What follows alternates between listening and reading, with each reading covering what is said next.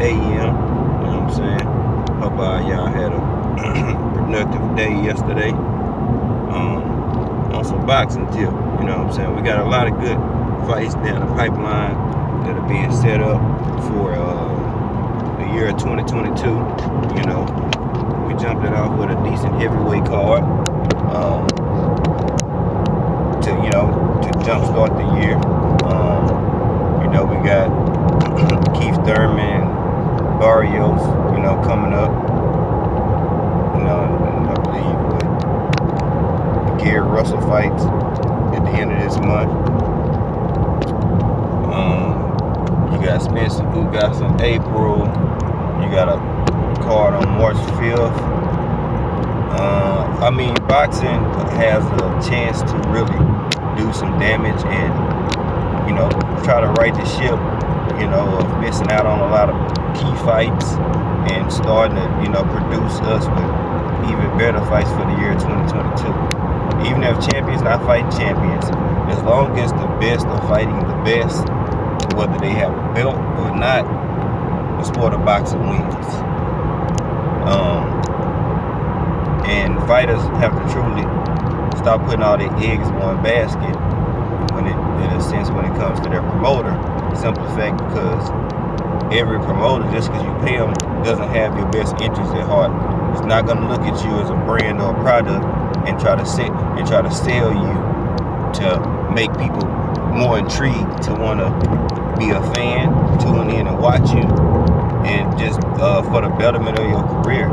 You know, like I've said previously on my live yesterday, there's too many promoters that think that they are in the fighter's shoes rather than the promoter's shoes.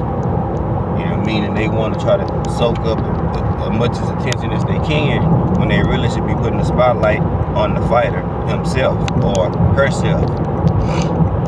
But in this game now, people that got so goddamn greedy, you know what I'm saying? Everybody want to get the biggest bag. Everybody, especially in the eyes of the promoter, you know, they want to try to finesse and finagle and give people fights with a top tier fighter and, you know, B- fighter. You know, that's okay. But in order for us to move the sport of boxing forward, we have to see the best fighting the best.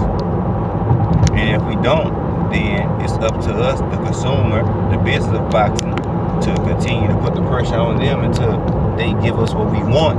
Because why? We are the people who buy the fights. You know what I'm saying? We can stream the fights from people that we support, but that's not really supporting. You know, I can speak on something because if I'm buying the fight or going to the fight, I'm supporting that fighter with my own money and my own funds.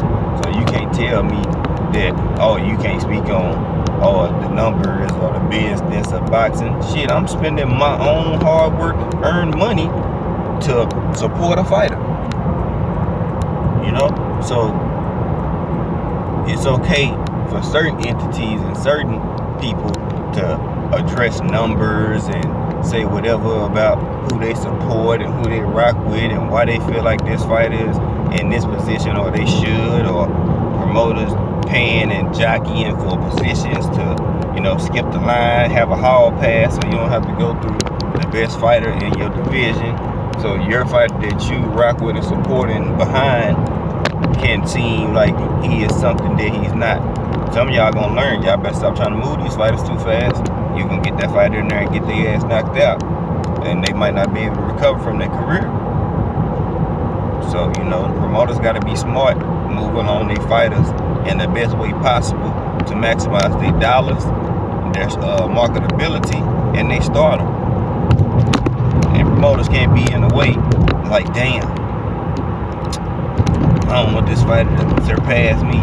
Well, as long as you promote him, you're going to rise and grow with him, and more people will be privy to try to come inside and do business with you.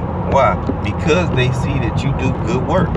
You know how to promote your fighter and maximize his dollars and put him in the best situation to get the best fights and the most money. Legacy fights, fighting the best, is going to make people want to buy the pay-per-view. If they buy the pay-per-view, that means there's more money and a bigger bag for the fighters, you know, the card that the fighters are on, whether it be the main or co-main or just, you know, a fight that's on the card, you know, and you'll continue to grow and be a bigger draw in the eyes of the fans. And when you do that, you can go demand and have these different splits. Why? Because your numbers say that you deserve this or that you earned this because you was a part of pay-per-views that did X amount of numbers. I mean, it's not rocket science. It's real simple. But you know, when people cater to a certain fighter, it's harder for them to not shit on the fighter, to uplift the fighter that they feel like should be in a position if they're not in the position that certain fighters are in. You know, that's just the bullshit ways of boxing. And until we chop off the head of the snake, nothing's gonna change. You know what I'm saying? So as fans, we gotta demand, supply and demand. You know what I'm saying? We demand that they supply us with great fights. We gotta have that. If not, boxing gonna be in the red and they gonna lose a lot of money. Cause this shit is fights that should be made that's not being made. You know, the WBO trying to block Andrade and Charlo, possible unification, even if they were behind the scenes talking or whatever the case might be. You know, say if they continue to go aggressively and call each other out. Soon as a black person wanna try to unify or go for undisputed or something, they always got these extra obstacles and hurdles and things of that nature that magically pop up. You know what I'm saying? Look at King Kong Cortez. Like, if you fight for the, you know, the title eliminator, what the hell am I gonna fight another title eliminator? And y'all give me 72 hours to give y'all an answer, and I just had a fight this past weekend. Like, you know what I'm saying? Like, if that was Hrgovic and who had beat Charles Martin, they wouldn't even force his hand to be in a rush to fight Ortiz. They would just skip over fucking Ortiz if he was in Hrgovic's position and Hrgovic was in Ortiz's position. You know what I'm saying? It's just the biased ways of boxing in these promoters. You know what I'm saying? If you want, there's no race. Bullshit. Races in everything that we do. Some people just not tapped in and don't believe the old ways of their ancestors who, you know what I'm saying, promoted racism, because racism is not, you're not born with it. You're taught that. And we got an uphill battle, and we gotta be 200% right. You know what I'm saying, when it comes to the black fighters. Why? Because some fact, they know what we can do when we get on top. The more power and the more eyes they can draw and get put on us, you know, we're gonna do our thing. And they don't want that. They don't want to see many faces, multiple faces of boxing, and they're black. Unfortunately, that's just how the game go. But you can see how Loma can have 2 losses and then they're willing to place him above Tank and Devin. Nonsense. So open y'all eyes today, man. Take your emotions and your feelings out of boxing, especially being a real fan. Take your feelings and emotions out of boxing when it pertains to a particular fighter.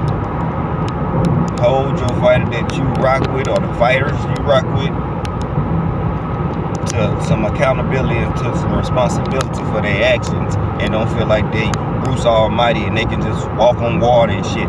No, they're not perfect and they can be beaten. Be realistic about the fighter and where he is at in his career, because hey, it's not conducive to that fighter if the people are yes men around him on his team, and the fans keep making them think that hey, what he's doing is just the greatest thing since sliced bread. No, keep it funky with that dude. Let them know the real. See, people don't want to do that because they all about self-gain. Shit's sad. I'm just hoping that we can get everything we looking for in the sport of boxing in 2022. Alright, y'all be good.